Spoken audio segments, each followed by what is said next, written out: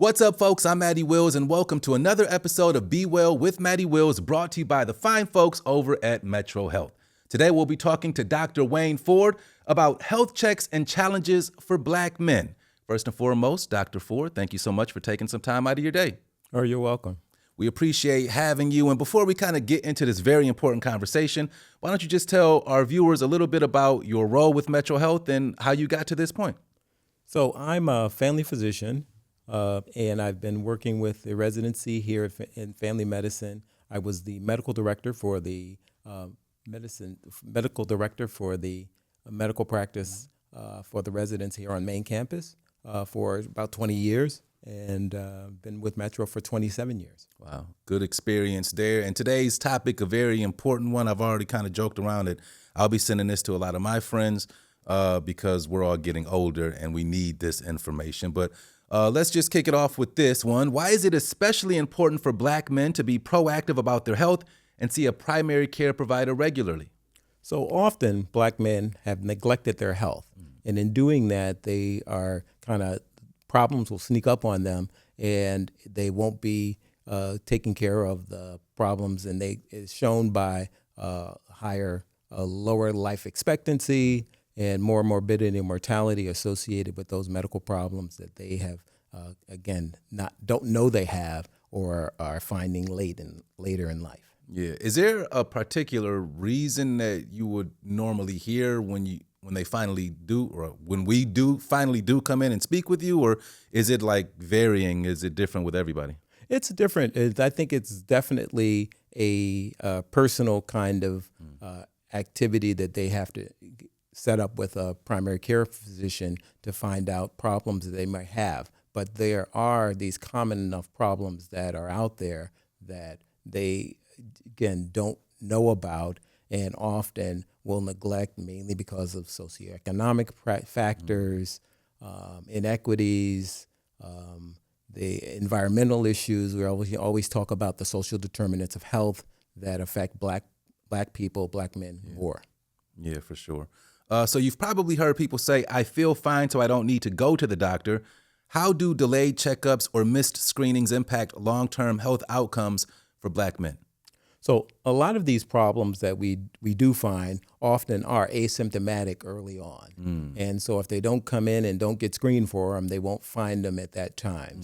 Things like hypertension, diabetes, their cancer screens, those types of things will often be asymptomatic, or people will say they feel fine and won't come in to get checked on those things. Yeah, so kind of plainly, if we don't feel it, then we might not think it's a reason to go talk to somebody about. But when you get that kind of preventative care and you get those regular checkups, then you could find it early. Could find it early, as well as I think setting up a trusted relationship with your doctor is very important to individualize that particular care. I think there are cancer screens, there are lab tests that are often done, cholesterol testing, those types of things that you talk with your doctor about and see what fits you, what fits your family history, those types of things. Yeah, got you. What are some health conditions that disproportionately affect Black men, and why is this population more prone to these conditions?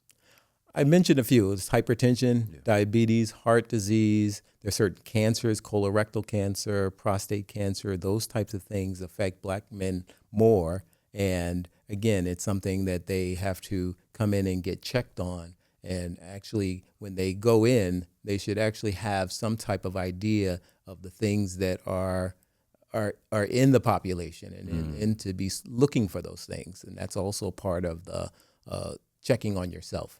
Yeah. And then, so I know we keep saying Black men. Are there certain ages that you should say should come in, especially if they haven't seen a doctor in a while? Is there a certain age that you should say, okay, well, I'm this old, so maybe I should go talk to somebody just in general? Sure. So I was mentioning the cancers. So certain cancer screenings, things like prostate cancer, we start screening at around 40 or so. And then colon cancers, we start screening at 45. And if it's in your family or family history of such things like that, you may do it a little sooner.